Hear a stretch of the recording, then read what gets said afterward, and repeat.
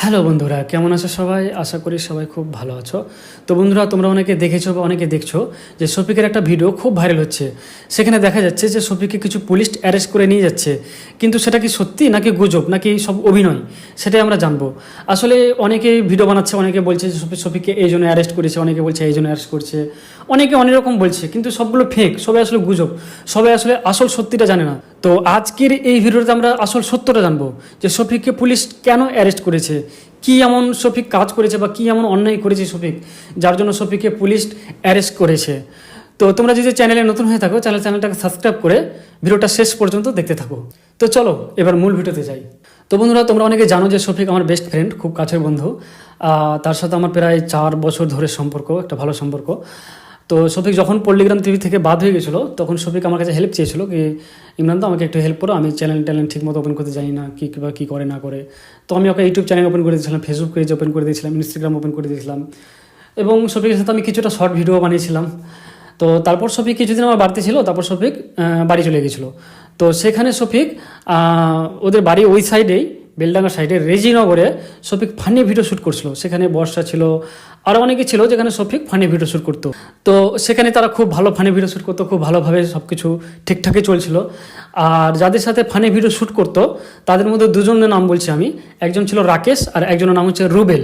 হ্যাঁ, সেখানে তাদের সাথে শফিক ফানি ভিডিও করতো। আর আমি এটাও জানতে পেরেছিলাম যে শফিক একটা মেয়েকে বিয়ে করেছিল। হ্যাঁ বন্ধুরা, তোমরা অনেকে জানতে চাইছিলে যে এই মেয়েটা কে, এই মেয়েটা। তো হ্যাঁ বন্ধুরা, এই মেয়েটা হলো শফিকের বউ। আসলে শফিক বিয়ে করেছিল এই মেয়েটাকে। সেই মেয়েটা বাড়ি হচ্ছে রেজিনগরেরই আশপাশে দাঁতপুর বলে একটা জায়গাতে। মেয়েটার বাবা টোটো চালক এবং তার মা সাধারণ গৃহিণী। আর মেয়েটার বয়স মোটামুটি 17+, আর শফিকেরও বয়স তো 17+, তোমরা জানো।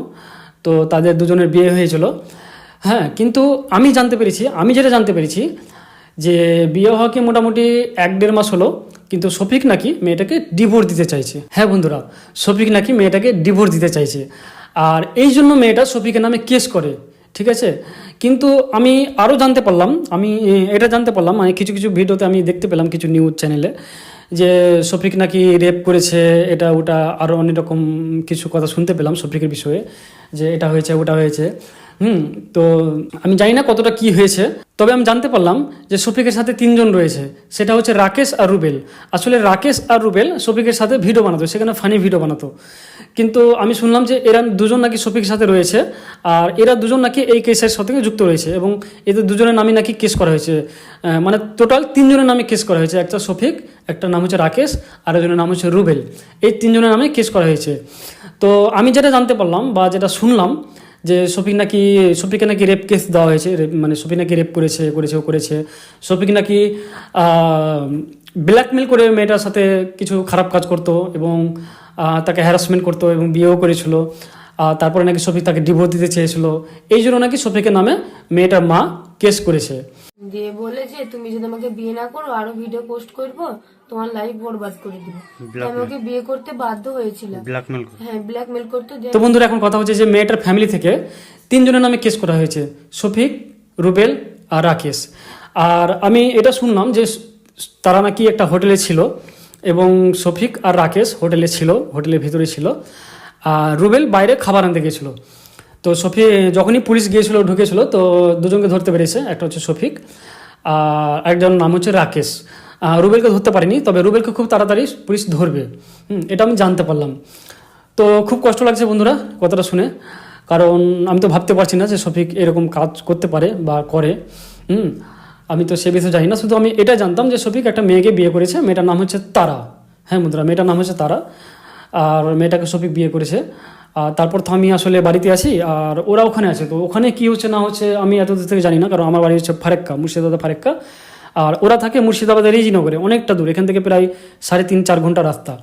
তো ওখানে কি ঘটনা ঘটছে না ঘটছে এতটা জানতে পারি না, তবে এটুকু বলে রাখি বন্ধুরা যে এই মেয়েটা হলো শফিকের বউ। শফিক বিয়ে করেছিল 1-1.5 মাস আগে, আর শফিক নাকি মেয়েটাকে ডিভোর্স দিতে চাইছিল, এই জন্য শফিকের নামে কেস করা হয়েছে।